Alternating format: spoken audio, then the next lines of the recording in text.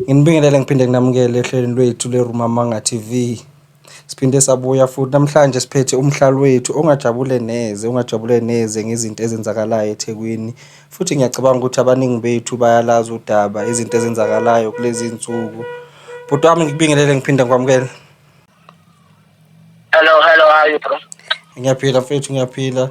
Mfethu ngizwile i-complaint yakho ukuthi njengomhlali anijabule neze ngezinto ezenzakalayo. Ngabe yiziphi lezo zinto? Hey, but kunesimo nje esinzima la eWentworth. Every day kuyadutshulwana. They practically think that it's drug wars and it's drug related, which it is not. Actually, indaba ihlangene namaphoyisa akhona la eWentworth nelinye iphoyisa elisebenza e-K9 unit. Yes. Kahle la ngathini if ubanjwa unephutha and bayazi ukuthi wenza imali bagcina sebekusebenzisa njengoba besebenzisa ingane zethu. And mina njengomhlali wala I've come from all that living before until gadonsa ngaphuma ngabona ukuthi it's not worth. Last week kunomfana wasekhaya oyedwa odutshulwe eNanda.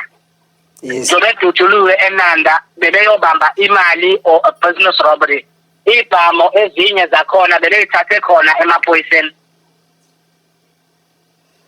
So awo ala eWentworth. Singasho ukuthi labafana basetshenziswa yiwo amaphoyisa.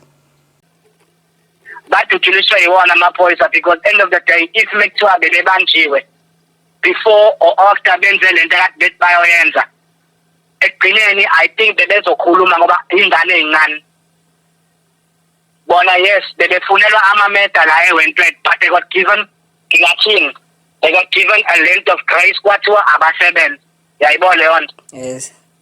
It's something that is happening every day. We've got iphoyisa elaziwayo leli kuthiwa uPedro elihamba lidubula abantu libulala abantu yonke indawo kodwa mayifika la eWentworth uyacollecta imali from ama-drug dealers and to prove that I have footage of him ephakile ngasekhaya ejijelela isikhwama ngaphakathi emotweni wahamba.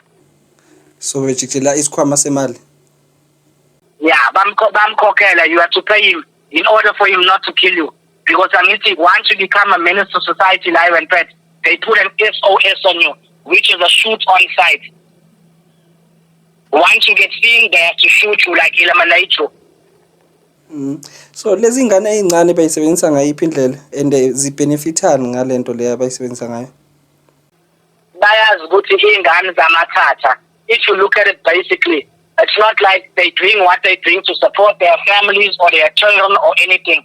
It's all a matter of status and it's for clothing. Ngingasho kanjalo.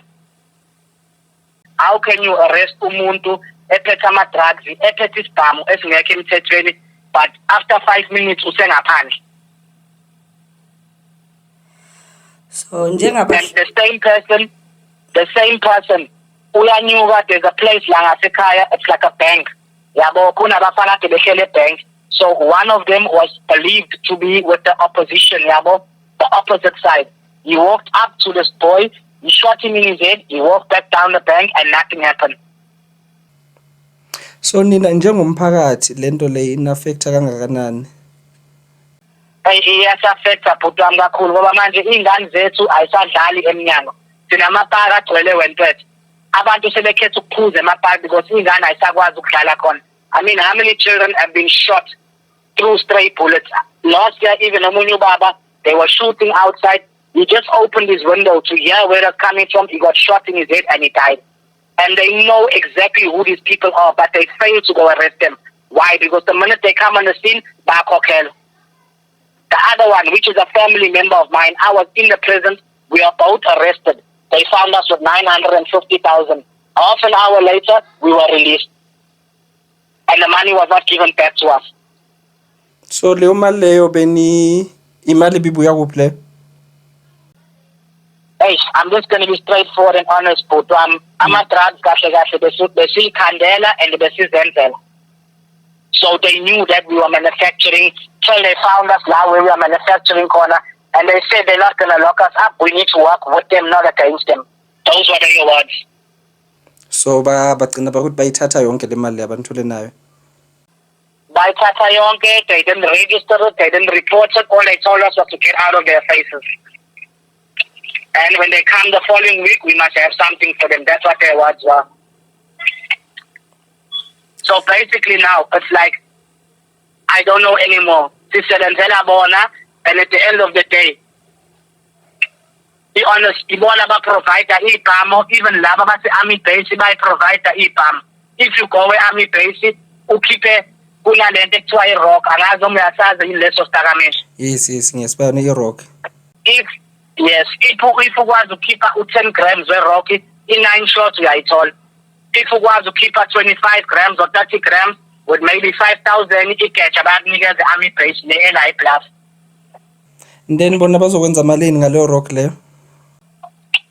Abanye bayayibhema, abanye bayayidayisa, I'm not too sure. Maybe masingangena kancane kwi-rock. I-rock yenza isidakamizwa esenzana emzimbeni womuntu. When they say ngokuchaza kwabo, it gives them a high. It like keeps you going. Ungaphuza mhlambe even amabhodlela awu-2 akho lokho. Once ubhema mhlambe uphisa abawu-2 uyadamuka bonke utshwala. Alright, butami ngiyakuzwa nangendlela ochaza ngayo ukuthi isimo asikho sihle kakhulu kangangokuba sekunzima nanokuthi izingane zikwazi ukuthi idlale estradini ngoba kuhlezi kudutshulwana, even nasemapaki ayisakhona ukuthi ingane idlale khona. Mhlambe ngokubona kwakho ikuphi uhulumeni angakwenza ukuze asolve yonke lento leyenzakalayo njengamanje West? Hey, mina, the way I look at it, Putwam, the people that have the power to discontinue lento eyenzakalayo la is the community. But most of the time, the community won't get into it because I speak, we pay half to say where we sell from. We pay half of that road as light. Yes. Where we sell from, if kuno mama otinikrosa, siyambiza, simnikeze leyo mali. Because end of the day, uyakwazi kuyakena umnikeze isikhwama, akazi khona nesikhwameni. Mhlambe khona ibhane eziwu-4 uyamnikeza kubekele. End of the month yena uyazi ugesi yamkhokhela, igross iyatholakala. So yonke lento lesingasho ukuthi cause unemployment. I can say it's because of unemployment, yes.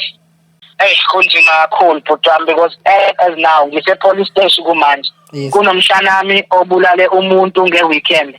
Izolo wakhomba omunye ngesibhamu wamphuca ifoni. Uyabona nje, and as ngihlele emotweni manje, I'm carrying 10,000 on me because kufanele ngizomkhokhelela leyo 10,000 ukuze agoduke. Ukuthi akwazi so uma umbhadalela le 10,000 so bazokwazi ukuthi i-case bayicime. Ya icase bayivala straight kuthiwa uyakhokha phela, ngithi bathi iy'ngane zabo ziyafunda balambile nabo. They basically know everything that's going on. If they know you, they give you leeway. If bengakwazi-ke uyaboshwa. So yini i-cause yayo yonke lento le ukuthi amaphoyisa agcine eba corrupt ngalendlela? The way I look at it, it's because to be honest, siney'bhamu ey'nkulu ngisho kunezabo thina. So ugovernment akababhadali enough? I won't say that. We'd be lying if they say the government's not paying them enough. They are greedy. They want to take more than what their eyes can see because they see us making money on a daily basis. If they know you're making, like, for instance, 200,000 a week, they want a portion of that. Because if they lock you up, they're not going to get anything. Yes. And either which way, uzophuma ngebail, uzokhokhela imali, you pay the advocate, you pay the judge if need be, and then you're out. Kukhona okunye ongafisa ukuthi sikwazi before sivale? Go right, but I just wish uhulumeni ungangenelela and the necessary parties, abantu abazokwazi ukuthi benze ngendlela, kusetshenzwe ngendlela, because either which way, whether beshintsha amaphoyisa, as long as there's still a bit of the old stuff in the police station, ayikho into ezolunga bhutami, ayikho. Alright, siyabonga kakhulu bhuti.